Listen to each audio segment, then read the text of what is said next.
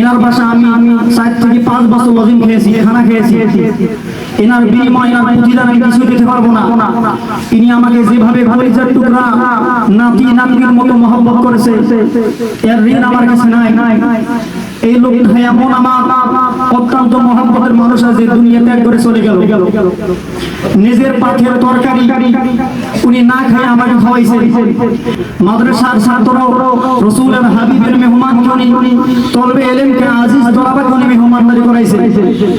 তা আমরা সকলে ওনার জন্য মাগফিরাতের, রুহের মাগফিরাতের কামনা করব, যে এই কোরআনকে মহব্বত করার কারণে, রাসূলের মেহমানকে মহব্বত করার কারণে। এবং আমি আরেকটা আমার সিফাত গুণ দেখেছি, আমায় কখনো দেখি নাই উনি 5 ওয়াক্ত নামাজ জামাত ছাড়া উনি বাইরে আদায় করেছে। শীত হোক গরম হোক, যে অবস্থা হোক না কেন উনি 24টা ঘন্টা উনি মসজিদে জামাতে তাকবীর উল্লাস করে নামাজ আদায় করে। তা আমরা আল্লাহর কাছে দোয়া করি এই হাফেজ কোরআনকে মহব্বত করার কারণে এবং ওনার জীবনে কোনো একটা ভালো ইবাদতের বদলতে আল্লাহ ওনাকে জান্নাতুল ফেরদাউসের মেহমান বানায় দেন। আমিন। বাবা খুব সে 5 ওয়াক্ত নামাজ সবসময় কোনদিন আমার জীবনে দেখিনি সে বাড়িতে গিয়ে নামাজ পড়া। এই 2-3 দিন থেকে খুবই অসুস্থ। পরশুদিন আমরা ছেলের নেওয়ার পরে সুস্থ হয়তো কালকে আমার ছেলের দেওয়া আরো সুস্থ। রাইতে আসি শুনি আপনার ভাত খেয়ে নামাজ পড়ি শুনেছি। সুবহানাল্লাহ।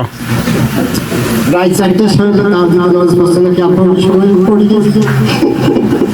আব্বা যদি কারো কাছে বিনতি করি থাকে আল্লাহ মানে মাফ দিবে, আল্লাহ আপনার জন্য দোয়া করবে।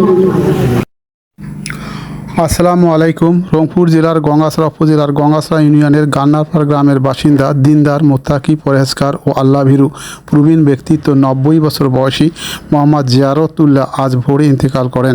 ইন্না লিল্লাহি ওয়া ইন্না ইলাইহি রাজিউন। আজ মরহুমের জানাজা ও দাফন কার্য অনুষ্ঠিত হয়। আলহামদুলিল্লাহ, বিপুল সংখ্যক ধর্মপ্রাণ মুসলমান মরহুমের জানাজা ও দাফন কাজে অংশগ্রহণ করে মরহুমের জন্য দোয়া করেন।